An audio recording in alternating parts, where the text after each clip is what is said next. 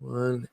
Good afternoon, guys. We're going to try take two of the Darian Kendrick, Eric Gilbert news that broke this week. Both players enrolling at Georgia and set to have a big impact on Georgia's season. We apologize and thank you guys for sticking with us. Some audio problems, but we figured it out. Graham figured it out. We got a lot of technical stuff going on. So I think we're good. Hopefully, no more echoes. No more echoes.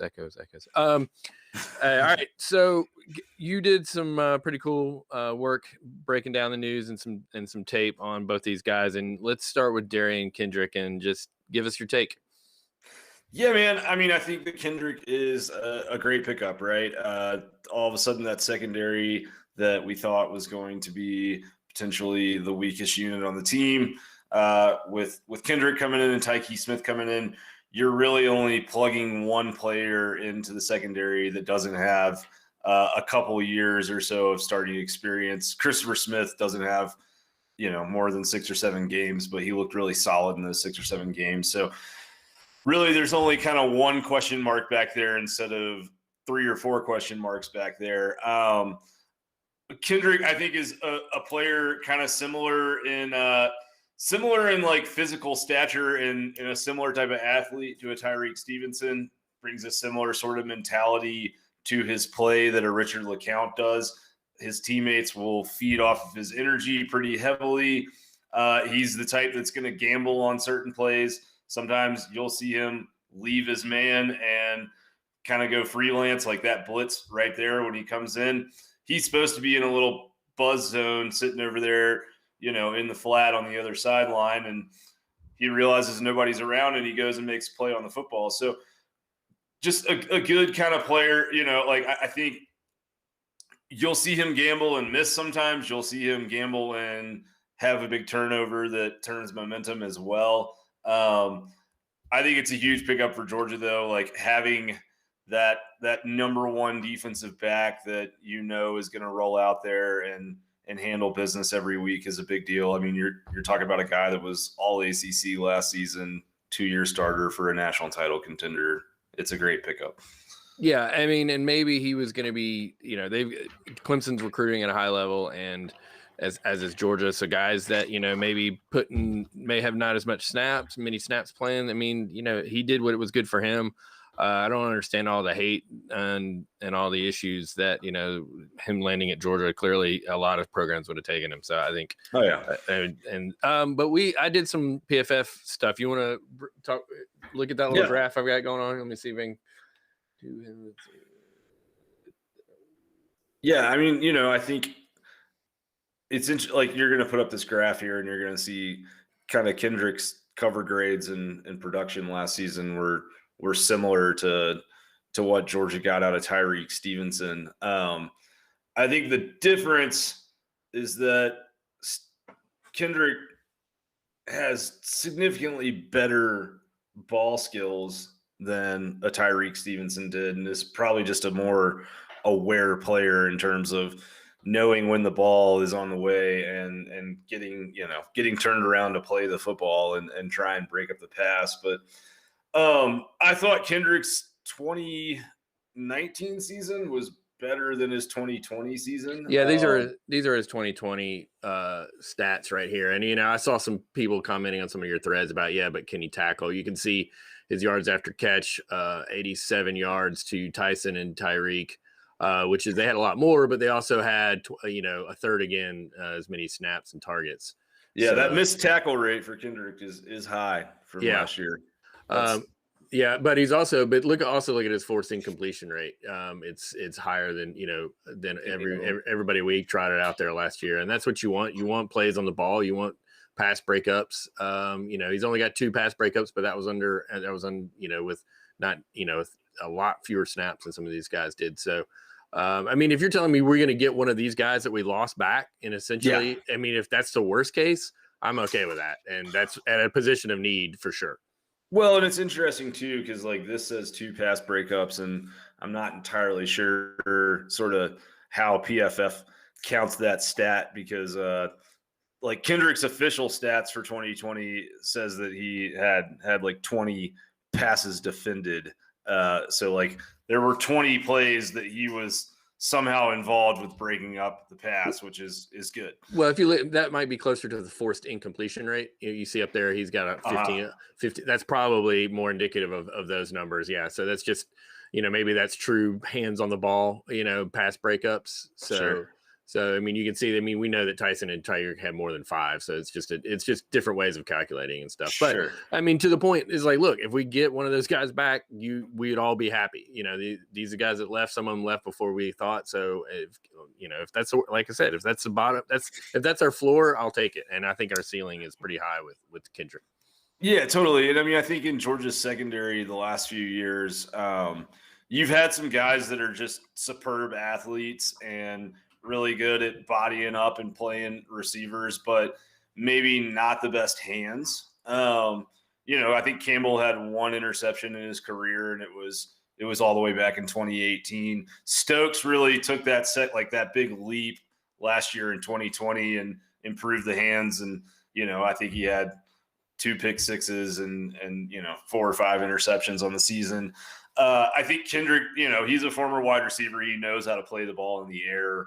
So I think that's the other added bonus, right? Because in a game against an Alabama or a Clemson or even like a Oklahoma or Ohio State potentially in the playoff, I'd much rather, give up a big play, but get a turnover back. Those types of games are going to come down to possessions with these high-powered offenses in this day and age. And so having a guy that, maybe the risk reward is a little bit of a wider spectrum than what we've had in the past is probably advantageous in the long run.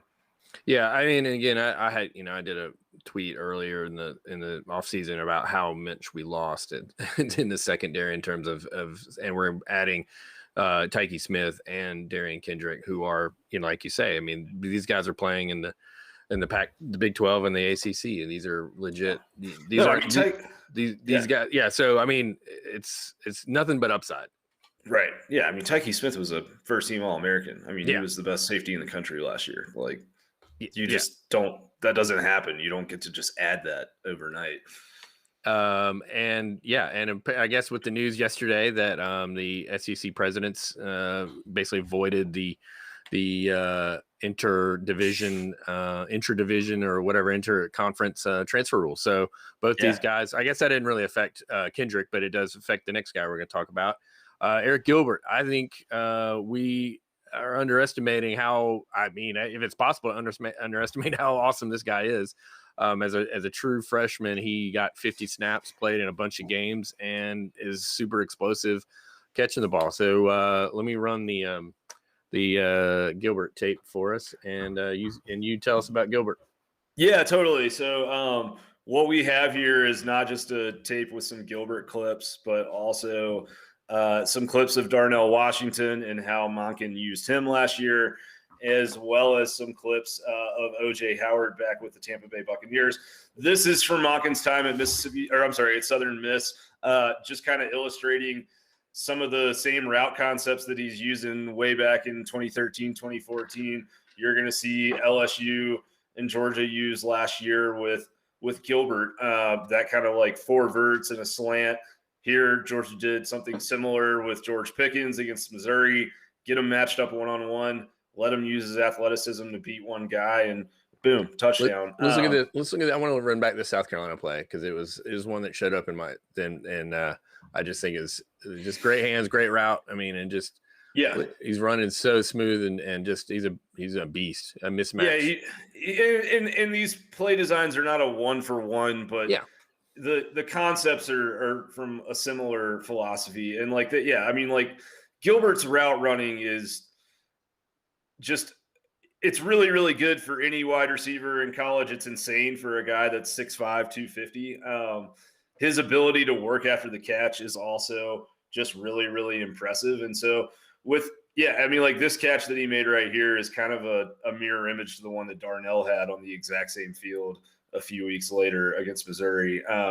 But you see both guys, Monken splitting his tight end out as a wide receiver. And then, LSU was doing the same thing and putting Gilbert up there alone on the top side. And Eric Gilbert's coming to Georgia to play wide receiver, right? Like that's what we know. That's what's coming.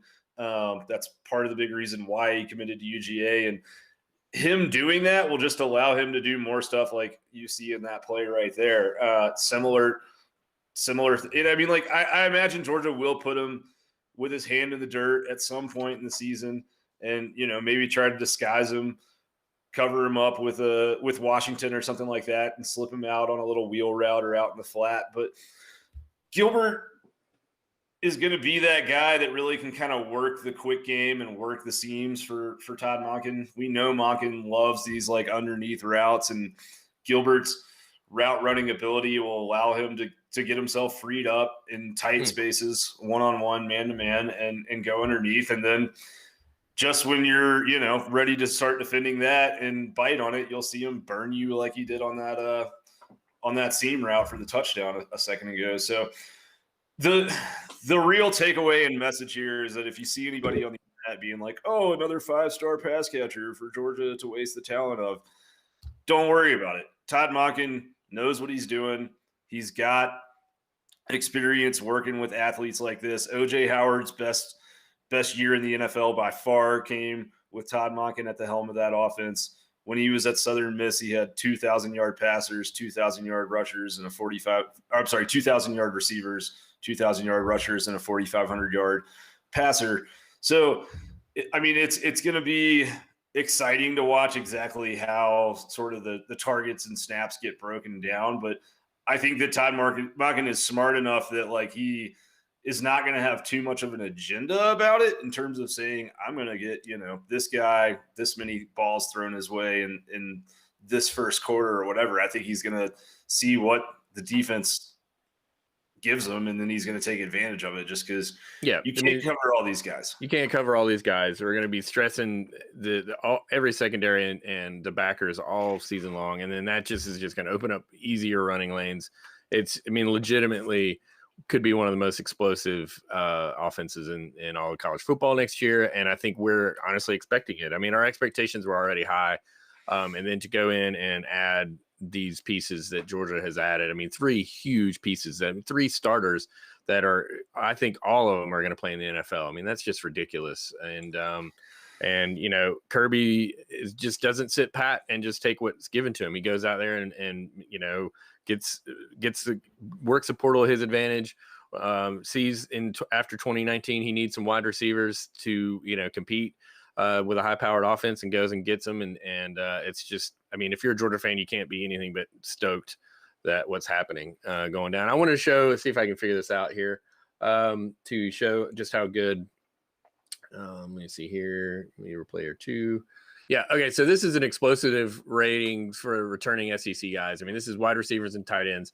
You can see that Gilbert on 31 receptions is a 1.307 explosive rating on just 334 yards and 10.8 yards per catch. I mean, and he's right there with Wiedemeyer at A&M and Boot. These guys, this is an elite pass catcher and as a true freshman.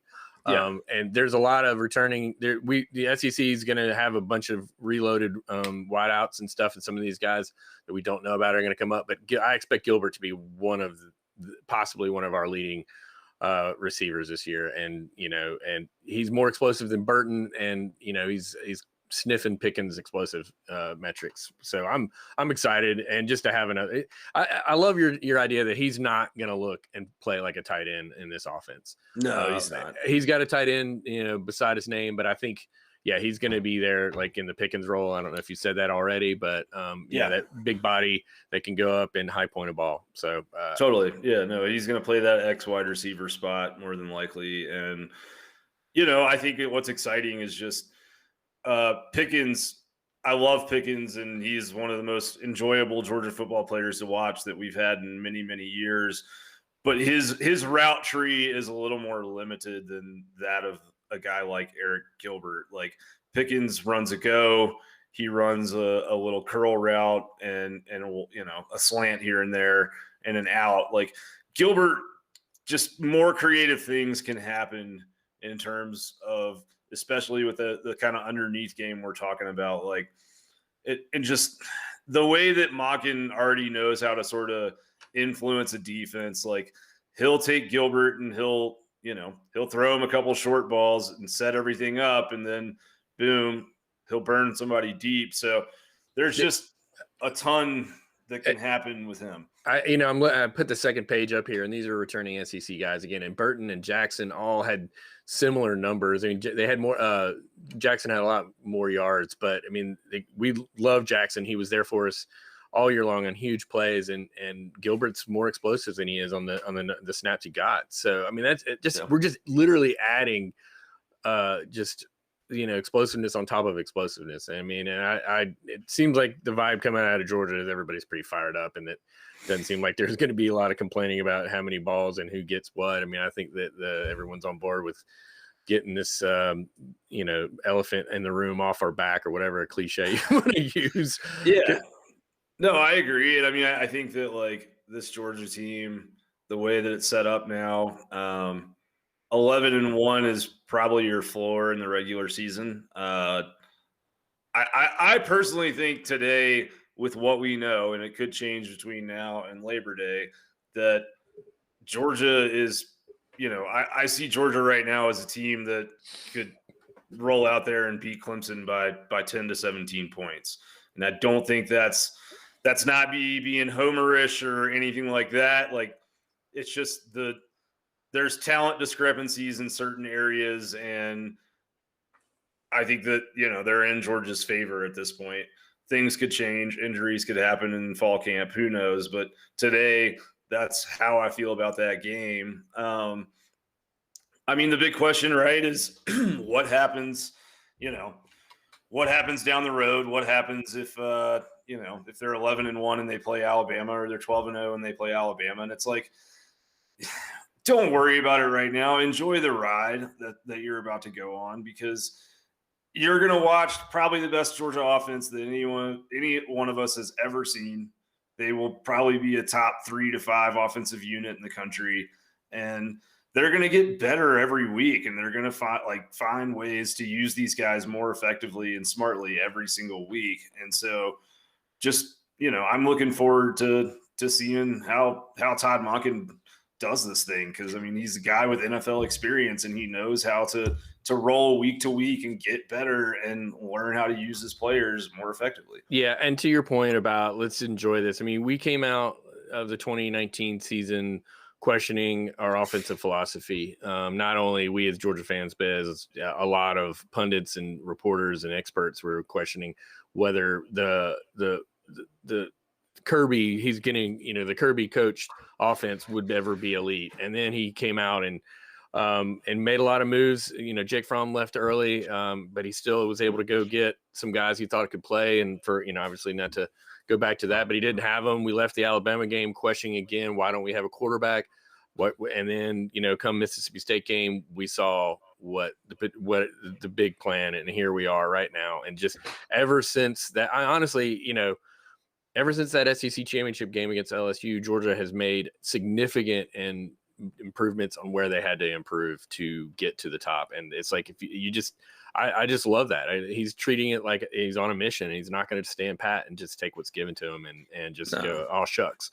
So, I tweeted the other day, it's like Georgia is probably, a lot of people, fan bases want to throw 1980 in our face. And now that, some of the smaller programs or lesser programs that can recruit are ticked off, and, because we keep stockpiling talent. So we're not the sort of the aw shucks, just happy to be here team anymore. We're the hunted, we're the hated, and I love it. And I think that's the attitude that we got to have, is just like, FTMF, let's go. Let's just curb stomp some people, scorched earth, just get it done. And I think this is the year. And just because, and for whatever reason, if we doesn't happen this year, we're going to be right there again next year. Kirby's built this program on rock solid, on talent and players, and just it's going to happen. So let's hope let's enjoy it. Let's enjoy it. Like you say, let's enjoy it. I'm fired up. 100%. And I know we got to close here in a second, but kind of the last thing I'll say is I've seen so many Georgia fans on Twitter that have been like, oh my God, we got all these players now. Now there's expectations that we could win a national title. Nobody talk about it. Nobody say anything. I'm not ready to acknowledge it. And I get some of the, the heartbreak in the past. Like, I was in the stadium for 2012 Alabama, and and 2017 Alabama national title game. Like I understand it. I've been through it as much as anybody, but the reality is, like, would you rather be in a position as a program where people are saying those guys don't have the talent on their roster to go win a national title? We don't need to talk about them this offseason. Like, do you know how good all of this momentum is for recruiting for the 2022, 23, and 24 cycles? It's fantastic. And so if you go out there, you play the games, the chips will fall kind of as they may, and we'll see what happens. And there is an element of luck to all of this, and there's an element of injury luck and a close call going your way. Like, all these things can be the difference between a national title and not, but you got to be glad to be in a situation where, that's the margin of error for a national title is something very, very thin, not like you were in the Richt era where it was like, we're going to, roll out an offensive line that's deeply undersized and we're going to get rolled over by the best teams in college football. And there's really like no hope of ever kind of winning anything significant. We may stumble into an SEC title if everything falls just the right way. Yeah, so, or if Florida has a down year and we have an up year. I mean, that's where we were. So, everything's looking up. I am fired up. We've got 92 days to keep control ourselves. Oh, man. And that's a long time. But it's not that long, though. We're going to be here all summer doing stuff. We appreciate all of the likes, retweets, and subscribing to the YouTube channel and the podcast reviews. Please keep them up. If you haven't done a 5-star on the Apple Podcast, please do. And please subscribe to the YouTube channel. Follow Graham at Dawg Out West on Twitter. I am at Dawg_stats. Read Graham at dawgsports.com. We love you guys, and thank you for listening to Graham Echoes, but no longer. We figured it out. Just we're making it. We keep chopping. Thanks for bearing with us. Yeah, we keep chopping. All right, Graham. Anything else before we go? Go Dogs. Go Dogs.